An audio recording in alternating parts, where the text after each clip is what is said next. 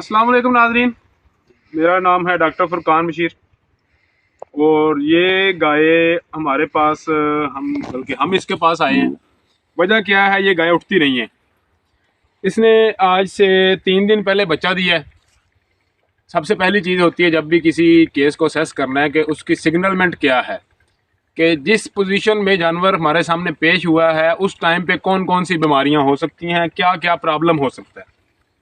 तो हिस्ट्री इसकी ये थी कि सेहत आप देख रहे हैं, वह छोटी सी कमज़ोर सी गाय है। 3 दिन पहले इसने बच्चा दिया है। बच्चा नॉर्मल नहीं हुआ, डिस्टोकिया हुआ है। बच्चा अपने साइज से बड़ा था और उसकी टांगें आ गई थी बाहर और सर पीछे रह गया था। तो मालकान ने देसी एक सियाने के साथ मिलकर इसका बच्चा निकाला बाहर। तकरीबन कोई आधा घंटा इनको लगा है और बच्चा इसके साइज से ओवर था। इसके अलावा बच्चा बाहर आते आते जब उसका सर और पसलियां बाहर आ गई हैं, वो मर भी गया है। उसके बाद ये जानवर उठ नहीं पाया। लेकिन अब इसका आर्डर नहीं आप देख सकेंगे। चड्डा इसका बड़ा माशाल्लाह अच्छा चड्डा है, इसकी जिसामत से ज़्यादा है। तो सादा सी बात है, हमारे सामने 2-3 चीज़ें आती हैं। हम मिल्क फीवर भी इस स्टेज पे हो सकता है, ताज़ा जानवर है। लेकिन उससे ज़्यादा ज़रूरी बात यह है कि हमारे सामने हिस्ट्री है कि बड़ा बच्चा था जानवर के साइज से ज़्यादा, और वो फंस के निकला है, ज़ोर लगा के निकला है। तो उस बच्चे ने निकलते हुए जानवर को, इधर आओ, ये इसकी बर्थ कैनाल है। ये बर्थ कैनाल है छोटी सी। जब इन हड्डियों के दरमियान से उसने निकलना है तो ये टांगों के अंदर वाली साइड पे उसने प्रेशर डालना है। प्रेशर डालने से वहाँ से 2 नर्व्स गुजरती हैं। एक होती है ऑब्चुरेटर और एक होती है शियाटिक जो है, शाबाश, बच्चे को याद है। शियाटिक जो होती है वो पीछे से गुजर रही होती है इस लोकेशन से, ये टांग के पीछे पीछे। इसीलिए जिन लोगों को शियाटिका पेन होती है, ये देखें, ये लोकेशन है शियाटिक की। इसीलिए हम जानवरों में मना करते हैं यहाँ पे टीका ध्यान से लगाना है।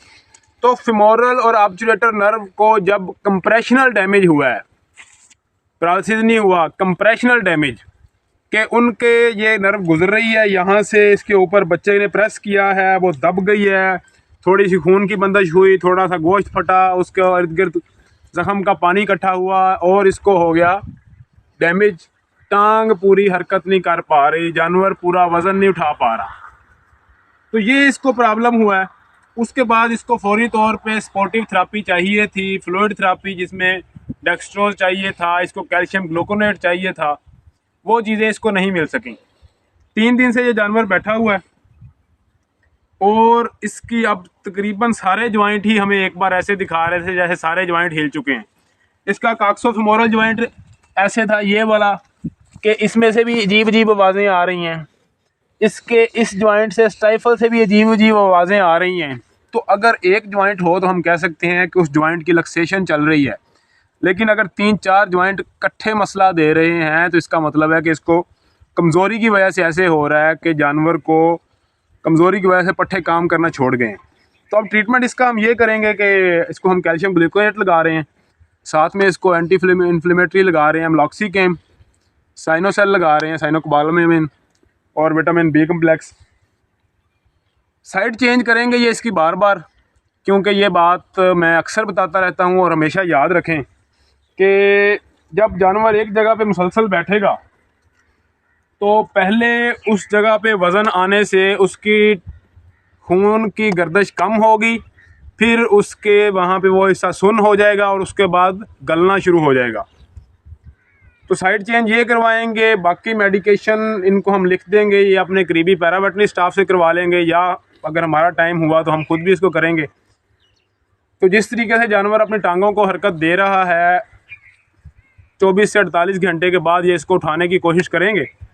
थोड़ा सा इसको आसरा करवाएंगे, इंशाल्लाह ये जानवर उठ जाएगा। क्योंकि अभी ये पूरा पैरालिसिस की तरफ नहीं गया और अभी फ्रेश केस है। लेकिन डाउनर काऊ में हमेशा बात याद रखें कि कुछ भी नहीं कहा जा सकता, ख़ास तौर पे गायों में, क्योंकि ये दिल छोड़ जाती हैं। दिल छोड़ने का कोई इलाज नहीं है, मोए और मुकरे का कोई इलाज नहीं है, वहम का कोई इलाज नहीं है। फिर मिलेंगे, तब तक के लिए अल्लाह हाफ़िज़।